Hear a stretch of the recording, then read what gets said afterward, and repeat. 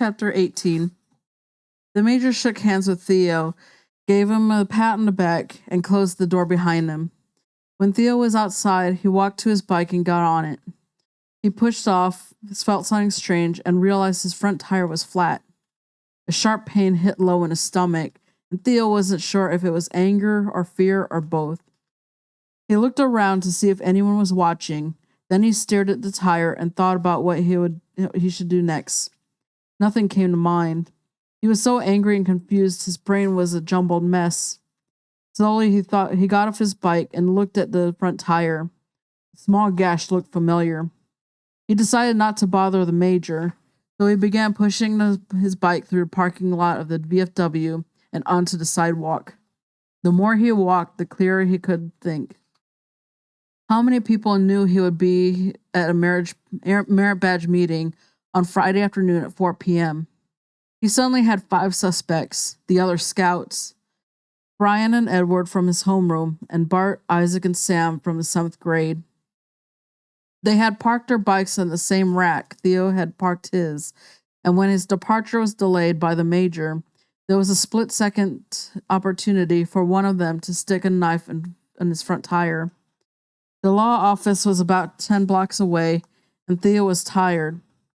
He called his father's cell phone, and, surprisingly, he answered. Woods Boone despised his cell phone and usually ignored it. "Dad, it's me," Theo said.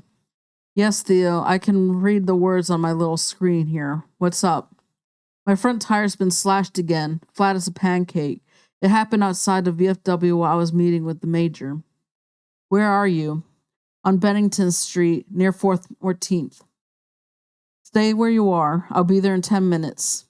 Theo sat on a bus bench with his disabled bike nearby and thought about Brian and Edward.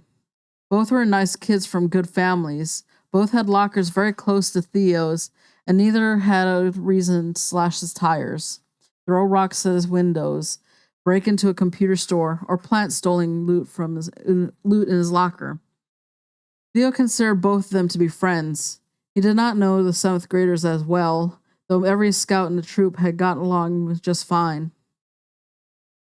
The major insisted on it. Sam's father was a doctor and his mother was a dentist.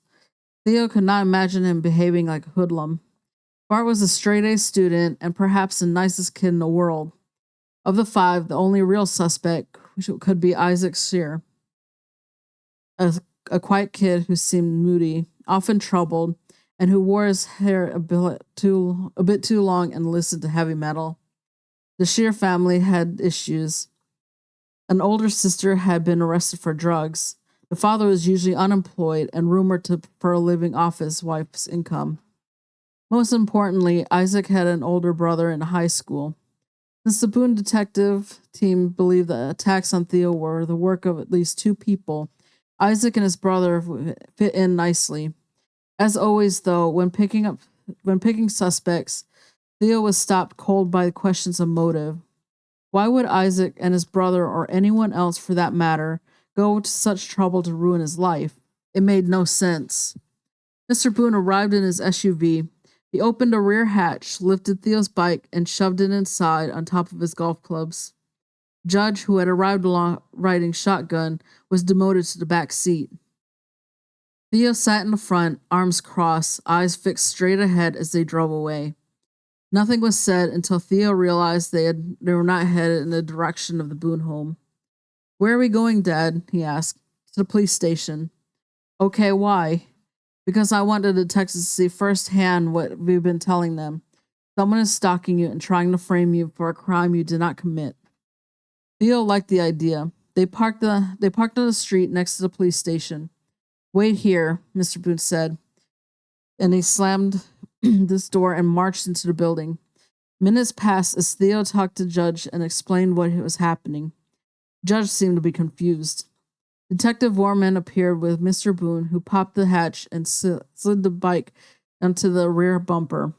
Theo got out of the SUV and walked around to join the conversation. "Look at this," Mr. Boone said firmly as he lifted the front tire and pointed to the hole in the sidewall. "This is the 3rd one this week." Foreman looked closer, touched the tire, and said, "It's definitely a deliberate puncture." It certainly is, Mr. Boone replied.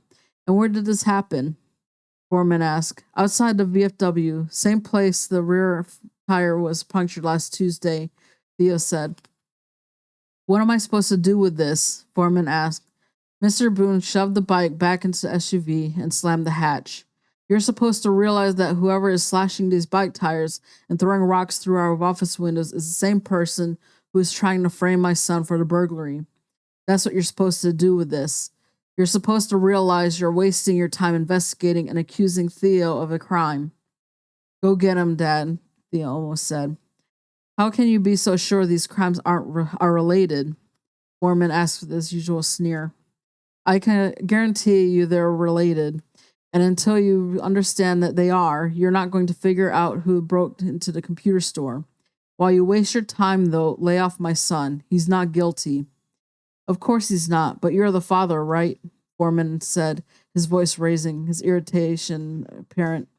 I wish I had a dollar for every mother and father who sworn to me that their precious loved ones were innocent. We'll handle the investigation, Mr. Boone, with no help from you. And as of now, and until we find something to the contrary, your son is still the leading suspect. All evidence points to him. Foreman pointed an angry finger at Theo, then turned and walked away. Theo felt worse as they drove away, and he assumed his father did too. Theo's Wheels was closed, so they headed home. Are you playing golf tomorrow? Mr. Boone asked. Sure, Theo said with no enthusiasm. It's supposed to rain. I'm sure it will. Why not end a bad week with a heavy rain and washed out golf game? Friday dinner was usually a trip to Mulaf's, a Lebanese restaurant with great seafood, but neither Theo nor his parents were in the mood. They were tired from a long and quite unusual week. The constant anxiety was taking a toll on their moods. For 3 days now, Theo had thought of little else of being falsely accused and arrested and maybe sent to a prison facility for kids. He knew his parents were far more worried than they appeared. The latest tire slashing had rattled their nerves even more. After a sandwich and a bowl of soup, Theo excused himself and went to his room. Ike had texted him 3 times during the afternoon, wanting to know if Theo had obtained the password to the law firm's digital file storage system.